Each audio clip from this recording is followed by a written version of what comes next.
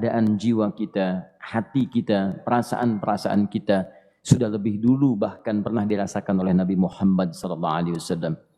Kalau Anda pernah gelisah, Nabi dulu pernah gelisah. Kalau Anda bahagia, Nabi juga pernah bahagia. Kalau Anda merasakan kekhawatiran, Nabi dulu pernah khawatir. Dan miniatur kehidupan kita sudah dicontohkan dalam perjalanan kehidupan Nabi Muhammad SAW agar kita bisa belajar mengatasi problematika kehidupan. Allahu Akbar, kalau beliau tidak diutus oleh Allah, kita tidak tahu bagaimana cara menyelesaikan pemetaan kehidupan kita hingga dengan saat ini. Bahkan satu ketika, pernah beliau kemudian dalam masa yang telah panjang berdakwah, qadarullah kemudian ada wahyu yang jeda datangnya tidak seperti biasanya. Biasanya datangnya cepat, berganti hari turun wahyu, ganti pekan turun wahyu. Ini beberapa masa wahyu belum turun. Ada hikmah di balik itu. Teman-teman sekalian, tiba-tiba beliau naik ke atas bukit, wahyu belum turun juga. Pulang ke rumah, belum turun juga. Sampai keadaan itu terlihat oleh kalangan kafir Quraisy dan mereka berkata, lihatlah Muhammad sudah gila. Dituduh gila. Jadi kalau Anda cuma dituduh dengan hal-hal yang ringan, dituduh soleh, kan? Dituduh kemudian orang yang berubah, dituduh semakin beriman dan sebagainya, barangkali itu lebih baik. Nabi dituduh gila, Anda bayangkan. Tuh Muhammad sudah gila. Muhammad sudah ditinggalkan oleh Tuhannya. Muhammad sudah kehilangan pegangannya. Muhammad sudah tidak punya orientasi. Orangnya sudah nggak jelas. Bolak-balik tidak karuan. Naik ke atas bukit seakan-akan orang yang frustasi. Dan seterusnya. Tapi tahukah Anda apa yang terjadi? Setelah berbagai cacian, makian, tuduhan macam-macam diterima oleh Nabi SAW, lantas tibalah masanya Allah menurunkan satu surah, bahkan disandingkan dengan surah yang lainnya, bersandinglah dua surah ini secara bersamaan turun. Surah ke-93 dan surah ke-94-nya. Terkait berkelindan, memberikan satu harapan yang sangat panjang. Kata Allah, وَالضُّحَى وَاللَّيْلِ إِذَا سَجَى مَا وَدَّعَكَ رَبُّكَ وَمَا قَلَى وَلَلْآخِرَةُ خَيْرٌ لَكَ مِنَ الْأُولَى وَلَسَوْفَ يُعْطِيكَ رَبُّكَ فَتَرْضَى أَلَمْ يَجِدْكَ يَتِيمًا فَآوَى وَوَجَدَكَ ضَالًّا فَهَدَى وَوَجَدَكَ عَائِلًا فَأَغْنَى فَأَمَّا الْيَتِيمَ فَلَا تَقْهَرْ وَأَمَّا السَّائِلَ فَلَا تَنْهَرْ وَأَمَّا بِنِعْمَةِ رَبِّكَ فَحَدِّثْ. Ya Muhammad, saya bersumpah dengan waktu duha. Kalau kita baca dengan ilmu balaghahnya, itu bukan sekedar sumpah mengilustrasikan waktu duha. Karena di ilmu balaghah itu nanti ada 3 turunan ilmu. Ada disebut ilmu ma'ani, ilmu mencari kata-kata sehingga ungkapannya sesuai untuk disampaikan. Mana kata-kata yang tepat untuk disampaikan dalam konteks yang ingin dibicarakan. Itu ma'ani namanya. Kemudian setelahnya ada ilmu bayan. Bagaimana mengemas kosakata yang bagus ini sehingga bisa disampaikan dengan jelas. Orang tidak bingung menerimanya, paham maksudnya. Kemudian setelah itu kadang-kadang jelas kalimatnya, tapi kedengarannya tidak indah. Woi, rapatkan, woi, apa belum paham juga? Rapatkan saf. Nah, memang jelas, tapi nggak ngenakin. Maka bagaimana caranya disampaikan dengan jelas, tapi hati kita terasa nyaman. Memuji terasanya nyaman diserahkan kepada Allah, tapi ada kebahagiaan, disampaikan tidak terasa tergurui, diperintahkan serasanya diberikan jalan untuk mendapatkan kebaikan. Maka yang ketiga disebut dengan ilmu badi' namanya. Ilmu menghiasi kalimat yang disampaikan sehingga terasa dengan nikmat. Turunannya nanti ada majaz namanya. Mengambil sebuah kalimatnya untuk diposisikan pada kalimat yang nyaman disebut dengan kinayah turunannya. Maka teman-teman kata Allah, wadduha. Diterjemahkan demi waktu duha. Bukan sekedar waktu duha. Karena duha itu ada cahaya yang indah. Dirasakannya enak. Antum keluar waktu duha kan enak tuh. Berjemur. Kata orang Sunda Moyan gitu kan. Datang. Bahkan sampai dianalisis ada vitamin D-nya bisa terasakan. Ya, kemudian setelah itu ada kenikmatan enak suasananya. Seakan-akan dunia milik sendiri. Yang lain numpang. Wah, nyaman keluar itu. Baik, jadi wadduha itu ingin bersumpah mengilustrasikan waktu kenyamanan yang pernah dilalui. Kalau dalam bahasa tafsir yang luasnya, saya bersumpah Muhammad, demi segala kenikmatan yang pernah engkau rasakan dalam hidupmu, seperti engkau merasakan cahaya duha itu. Engkau pernah senang, saya bersumpah dengan kesenanganmu. Engkau pernah tenang, saya bersumpah dengan ketenanganmu.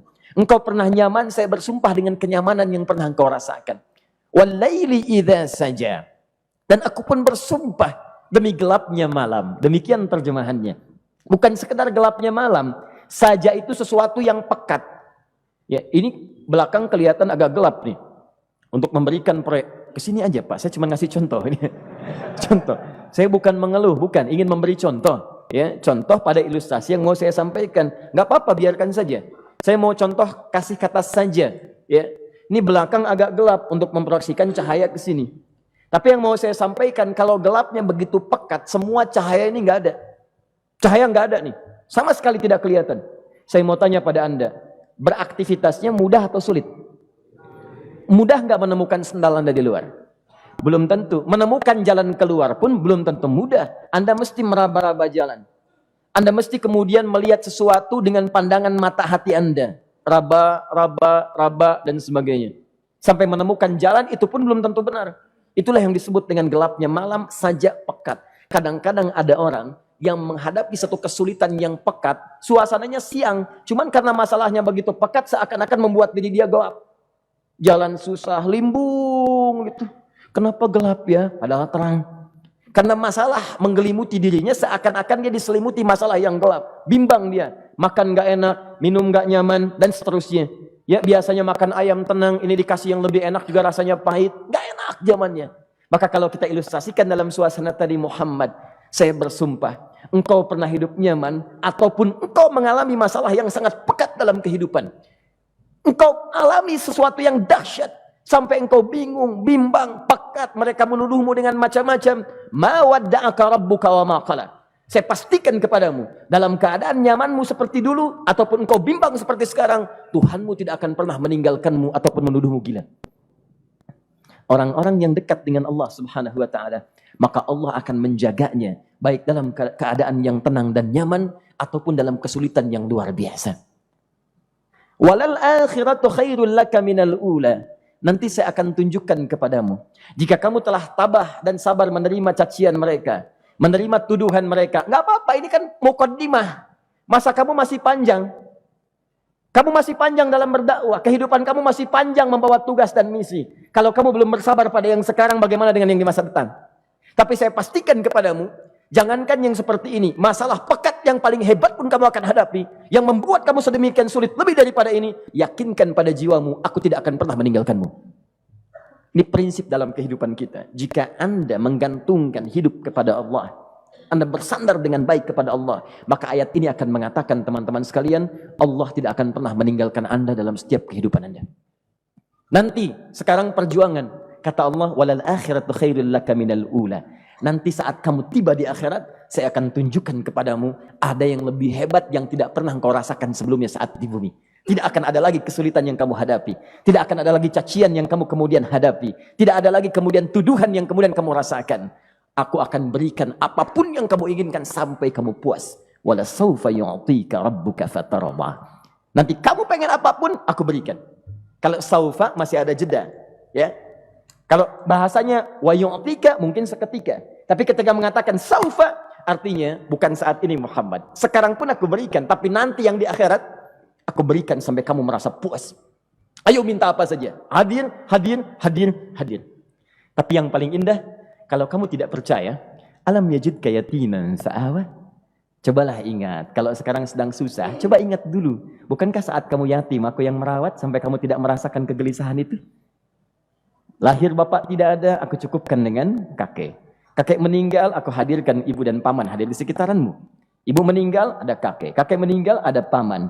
Dan Khadijah hadir di sekitaranmu. Bukankah aku rawat pada saat itu? Wajadaka dhallan fahada. Kamu sedang bingung, sedang susah, bukankah sering aku berikan petunjuk kepadamu?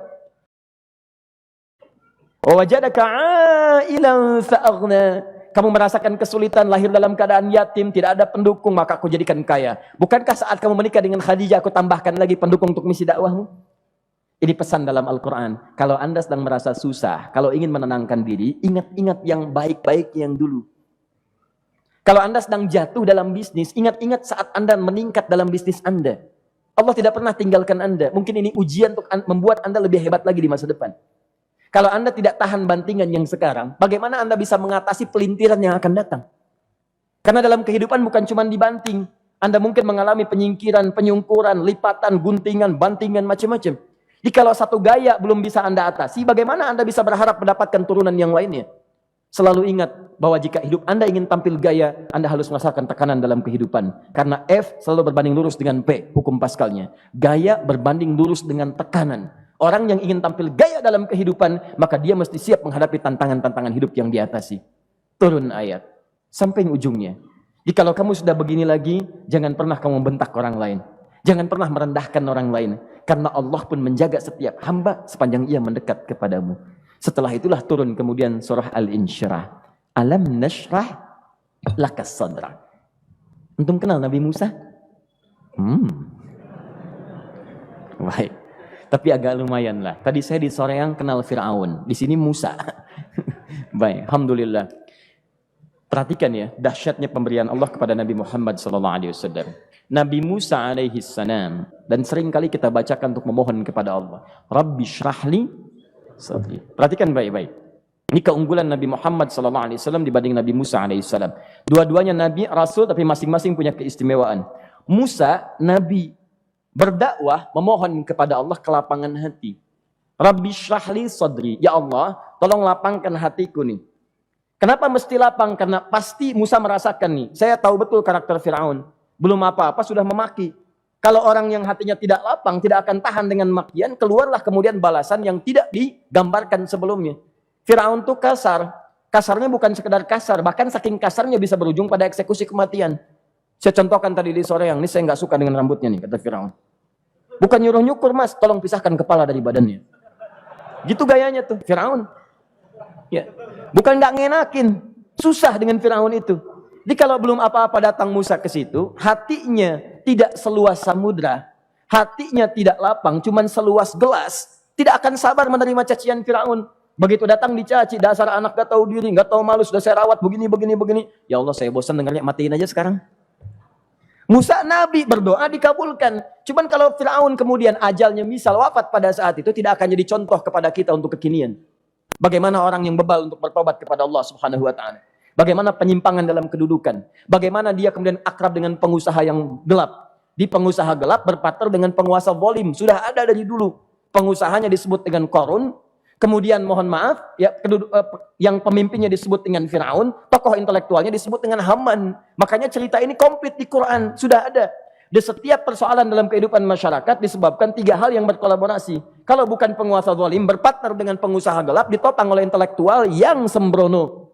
Itu persoalan. Jadi kalau ada sekarang intelektual menyalahgunakan kepintarannya, dia terlambat, sudah ada Haman dulu. Dan gak usah bersaing, dia bisa bikin piramida, Anda belum tentu bisa membuatnya. Kalah Anda, masih kalah hebat. Ya, jadi kalau dititipkan sesuatu, jangan disimpangkan. Yang ingin saya sampaikan, Musa mengatakan, Rabbi syrahli sadri. Nabi berangkat berdoa dikabulkan oleh Allah. Nabi Muhammad belum minta turun ayat. Alam nashrah laka sadrak. Yang ini minta Rabbi syrahli sadri. Nabi Muhammad alam nashrah laka sadrak. Muhammad mulai dari peristiwa sehingga engkau akan lebih sabar lagi menerima tantangan-tantangan dakwah. Mulai sejak itu jangankan dimaki, dilempar batu di Taif. Dari Mekah pergi ke Taif dengan Zaid kemudian. Sampai di Taif mendapatkan sesuatu yang tidak dibayangkan sebelumnya. Kalau cuma dihentikan saat mengajar, wajar. Ini dilempari batu.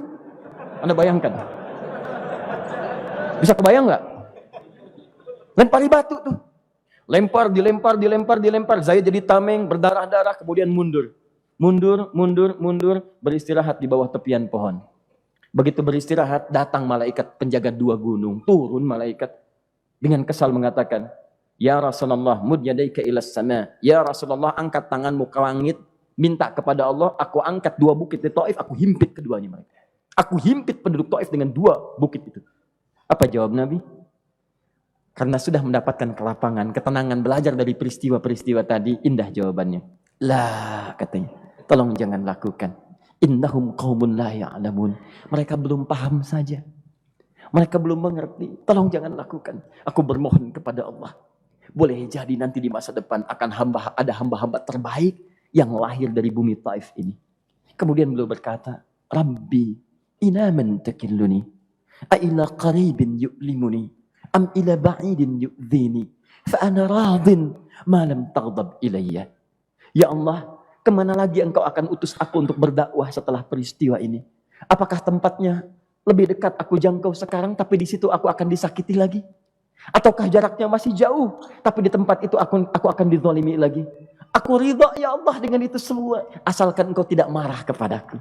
Asalkan engkau tidak marah kepadaku. La haula wala quwata illa billahil aliyil azim.